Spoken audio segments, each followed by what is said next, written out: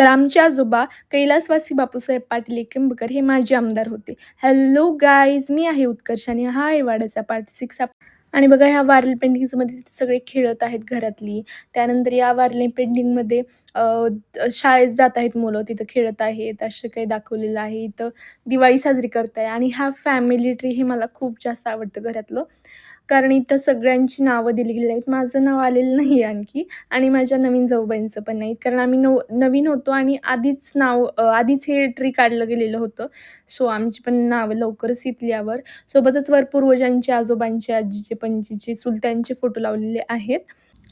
तर इथे वर जाण्यासाठी पण रस्ता आहे, म्हणजे पायऱ्या आहेत, वर रूम आहेत तर. आणि हे सोबतच मोठं अंगण, पूर्ण वाड्याचा मधून व्ह्यू दिसेल तुम्हाला. आणि वरून एक कचेरीमध्ये जाण्यासाठी पण रस्ता होता, तो आता बंद केलेला आहे, सगळं जुनं वगैरे झालेलं असल्यामुळे. आणि आमच्या आजोबांना महाराष्ट्र एकीकरण समितीचे अध्यक्ष होते आणि त्यांचं खूप मोठं योगदान सीमाभागेच्या लढ्यावर, मराठी भाषिकांच्या प्रश्नांवर त्यांचं आयुष्य गेलं आणि खूप मोठं योगदान आहे. आणि त्यांना लोकं जिथं भेटायला यायची आणि त्यांच्याबद्दल आणखी माहिती मी तुम्हाला पुढच्या पार्टमध्ये सांगेल. तोपर्यंत मला फॉलो करायला विसरू नका. Thank you for watching. Bye bye.